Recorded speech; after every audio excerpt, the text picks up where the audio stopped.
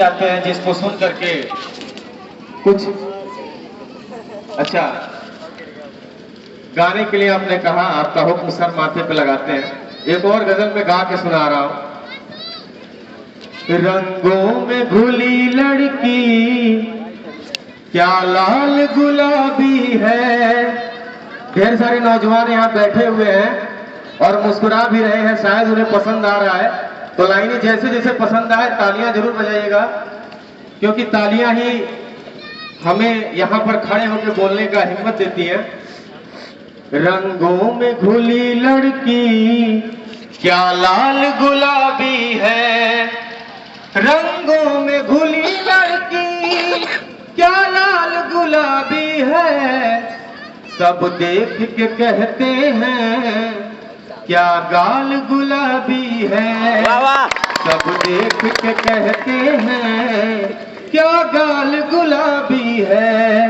और इस गजल की अगली लाइनें पेश कर रहा हूं कि जो पिछले बरस तूने होली में भिगोया था, जो पिछले बरस तूने होली में भिगोया था, अब तक वो निशानी का रुमाल गुलाबी है। अब तक वो निशानी का रुमाल गुलाबी है।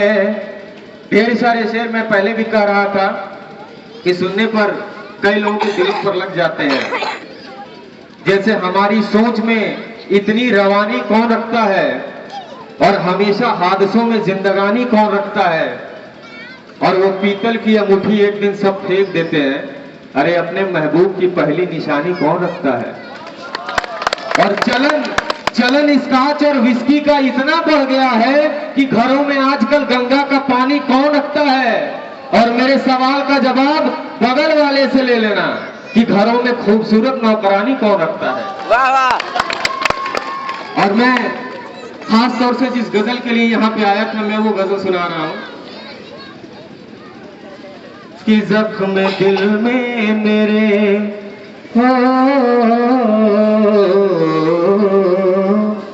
जख्म दिल में मेरे रोशनी के लिए अब कोई हुस्न वाला नहीं चाहिए। जख्म दिल में मेरे रोशनी के लिए अब कोई हुस्न वाला नहीं चाहिए। और अगली पंक्तियां दे रहा हूं। जख्म दिल में मेरे रोशनी के लिए अब कोई हुस्न वाला नहीं चाहिए। जिस दिए में जले तेल खैरात का मुझको वैसा उजाला नहीं चाहिए।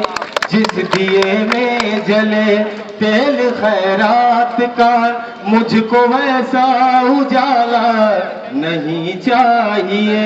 और अगला शेर इस गजल का कि सोने चांदी के लम्हे मुबारक तुम्हें, बस एक सूखी रोटी बहुत है मुझे। सोने चांदी के लम्हे। जनाब ये मोबाइल भी बड़ी बुरी चीज होती है। अब देखिए मैं यहाँ गा रहा हूँ और मोबाइल में फोन आ गया। फोन नहीं, मिस्ड कॉल था। खुदा ने कहा सबको एक दिन बुला करके मैं दुनिया को सजा दूंगा मोबाइल बना करके। चार पंक्तियां मेरे दिमाग में अचानक आ गई कि खुदा ने कहा सबको एक दिन बुला करके मैं दुनिया को सजा दूंगा मोबाइल बना करके। और मोबाइल कंपनी का नाम मनु और शत्रुपा होगा। आगे ढेर सारे मनीषी लोग बैठे हैं, बस अकलमंद को इशारा काफी होता है।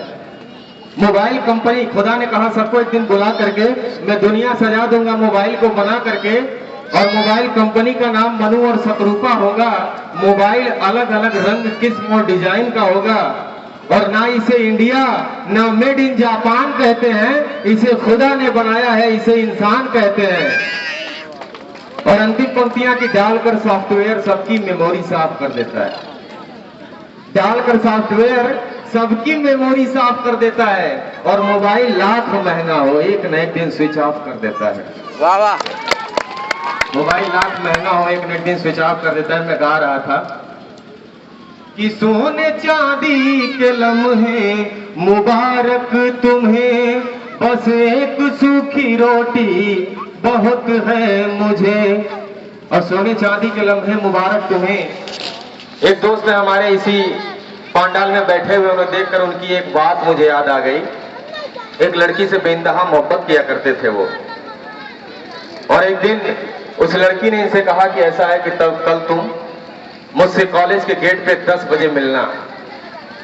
और अगले दिन वो लड़की 10 बजे क्या 11 बजे तक इंतजार करती रही, लेकिन ये जनाब आए तो 11:30 बजे, पूरे 1.5 घंटे लेट। और जब ये आए तो इनको देखकर लड़की का चेहरा बिल्कुल गुस्से से एकदम गर्म हो चुका था, लाल हो चुका था। इन्होंने कहा कि अरे यार क्या बताएं, मेरे मम्मी की तबीयत खराब हो गई थी और मैं उन्हें हॉस्पिटल में भर्ती कराने चला गया था, इसलिए मैं लेट हो गया। तो लड़की ने कहा कि अरे नहीं, तुमको मेरे प्यार की कीमत नहीं मालूम।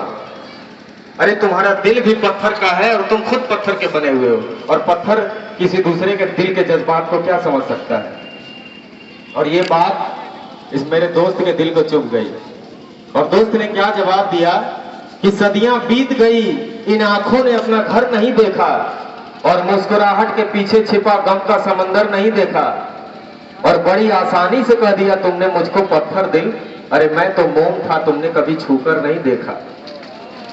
और इतना पर ही नहीं रुका, इसने कहा कि मेरे महबूब तुम मुझे शौक से पत्थर कहना, मैं पत्थर हूं, तुम मुझसे दूर ही रहना।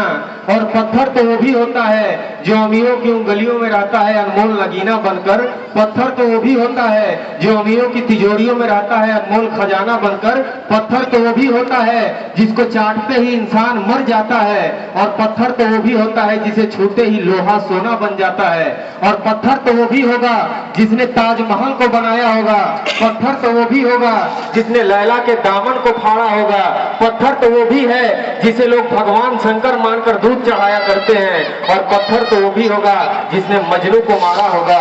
और काश मैं किसी फुटपाथ का पत्थर होता, किसी गरीब मुसाफिर को अपने ऊपर एक रात सोने का आसरा तो देता। और मैं फिर से कहता हूं कि मेरे महबूब तुम मुझे शौक से पत्थर कहना, मैं पत्थर हूं, तुम मुझसे दूर ही रहना। और अगला मैं खैर गजल गा रहा था, बीच में लाइनें दिमाग में आ गई, मैंने सोचा कि खासकर आप जैसे दर्शक और श्रोताओं जिनकी एक कैटेगरी होती है, और आप जैसे दर्शक और श्रोता 24 कैरेट की दर्शक श्रोता कहलाते हैं। जैसे सोने हीरे और अन्य लोगों में कैरेट होता है, वैसे आप भी ऐसा लग रहा है वही श्रोता है।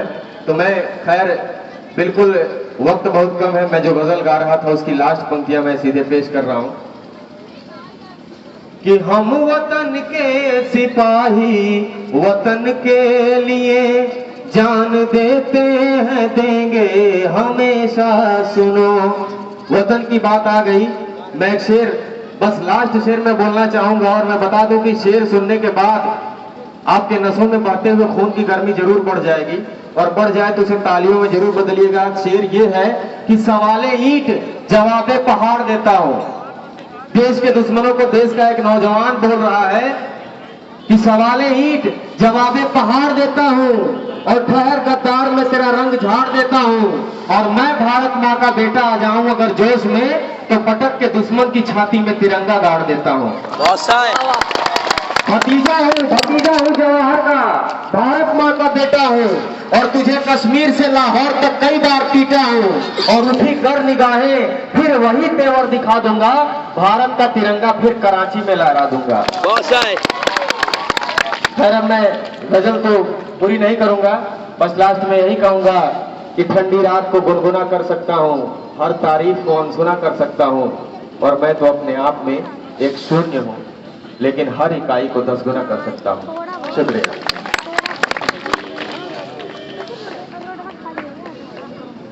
ये थे प्रवीण शर्मा, और निश्चित